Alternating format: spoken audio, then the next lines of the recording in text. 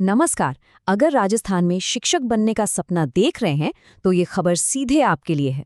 आज हम आरईटी की जो अगली बड़ी भर्ती आने वाली है उसके बारे में सब कुछ समझने वाले हैं, एकदम आसान भाषा में। तो चलिए सीधे सबसे बड़ी खबर पर आते हैं। ये आंकड़ा देखिए, 27,000 से भी ज्यादा। जी हाँ, इतने सारे ग्रेड 3 टीचर्स के पद खाली होने वाले हैं। मतलब एक बहुत बहुत बड़ा मौका है जिसे कोई भी गंवाना नहीं चाहेगा। और हाँ, एक और दिलचस्प बात, जानकारों का मानना है कि इस भर्ती का सीधा कनेक्शन 2028 के चुनावों से हो सकता है, क्योंकि देखिए अक्सर ऐसा होता है कि सरकारें चुनावों से ठीक पहले बड़ी संख्या में नौकरियां निकालती हैं। तो ये जो टाइमिंग है ना, ये बहुत कुछ कहती है। तो आज हम क्या क्या बात करने वाले हैं। सबसे पहले तो समझेंगे कि ये मौका इतना बड़ा क्यों है। फिर देखेंगे कि एग्जाम कब तक हो सकता है। प्री और मेंस परीक्षा में क्या फर्क है वो भी जानेंगे। और सबसे जरूरी, सफलता के लिए क्या रणनीति होनी चाहिए, कौन कौन अप्लाई कर सकता है, और आखिर में कुछ बहुत जरूरी बातें। तो सबसे पहला सवाल तो यही उठता है कि भाई अचानक इतनी सारी वैकेंसीज आ कहाँ से गईं? चलिए इसके पीछे का पूरा गणित समझते हैं। देखिए, ये कोई जादू नहीं है। ये एक सीधी साधी सरकारी प्रक्रिया का नतीजा है, जिसे कहते हैं डीपीसी, यानी डिपार्टमेंटल प्रमोशन कमिटी। होता क्या है कि जब हजारों टीचर्स का प्रमोशन होता है तो उनकी पुरानी पोस्ट खाली हो जाती हैं। बस उन्हीं खाली सीटों को भरने के लिए ये इतनी बड़ी भर्ती आ रही है।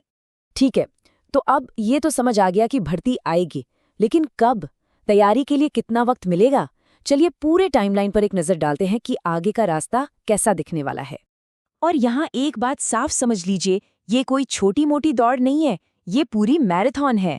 तैयारी के लिए लगभग 1.5 साल का वक्त है।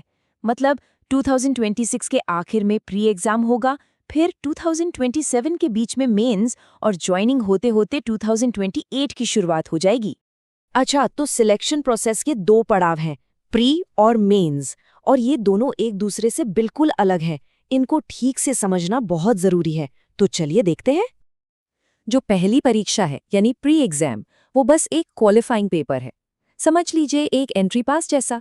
इसमें कोई नेगेटिव मार्किंग नहीं होती। असली खेल तो मेंस परीक्षा में होता है। यहीं पर मेरिट बनती है, यहीं पर रैंक तय होती है। और हाँ, यहाँ गलत जवाब पर नंबर भी कटते हैं। तो ये पहला गेट पार करने के लिए कितने नंबर चाहिए? देखिए, जनरल और ओबीसी कैटेगरी के लिए 150 में से 90 लाने हैं, और बाकी रिजर्व्ड कैटेगरीज के लिए 82। और सबसे अच्छी बात क्या है, यहाँ नेगेटिव मार्किंग का कोई डर नहीं है। अब आते हैं सबसे जरूरी बात पर, खासकर मेंस एग्जाम के लिए। देखिए, राजस्थान जीके, इसका रोल बहुत ही बड़ा है। आप अंदाजा लगाइए, लेवल 1 में तो 300 में से सीधे सीधे 180 नंबर सिर्फ और सिर्फ राजस्थान जीके और उससे जुड़े सब्जेक्ट्स के हैं। ये बहुत बड़ा वेटेज है। और ये चार्ट इस बात को और भी साफ कर देता है। लेवल 1 के लिए सोचिए, 60% पेपर सिर्फ राजस्थान जीके का है, मतलब आधे से भी ज्यादा। तो ये बात तो तय है कि तैयारी की दिशा क्या होनी चाहिए, है ना? तो ठीक है, एग्जाम का पैटर्न समझ आ गया, टाइमलाइन भी पता चल गई। अब सबसे बड़ा सवाल, तैयारी कैसे करें?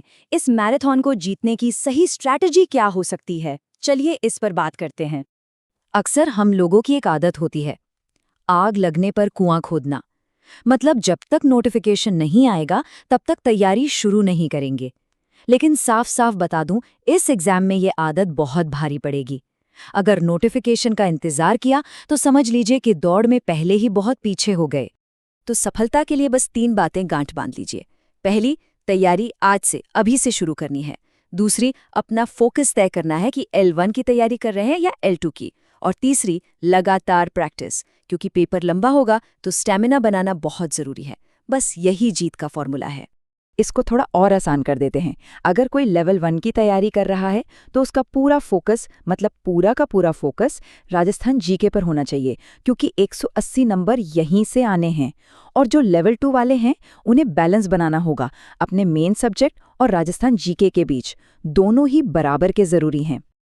अब एक और सवाल जो बहुत से स्टूडेंट्स के मन में होगा कि अप्लाई कौन कौन कर सकता है, खासतौर पर वो लोग जो अभी बीएड या बीएसटीसी कर रहे हैं। तो यहाँ एक बहुत अच्छी खबर है। जो लोग अभी बीएड या बीएसटीसी के फर्स्ट ईयर में हैं, वो भी इस भर्ती के लिए एलिजिबल हैं, वो भी अप्लाई कर सकते हैं। बस एक छोटी सी शर्त है, कि जब 2027 में मेंस एग्जाम हो तब तक डिग्री या डिप्लोमा पूरा होकर हाथ में होना चाहिए। तो इन सारी बातों का निचोड़ क्या है? सबसे बड़ी बात जो हमें याद रखनी है वो क्या है? देखिए, इस स्केल की भर्ती, मतलब इतनी सारी वैकेंसीज, ये मौका रोज रोज नहीं आता। हो सकता है अगले 5 साल तक ऐसा मौका फिर ना मिले।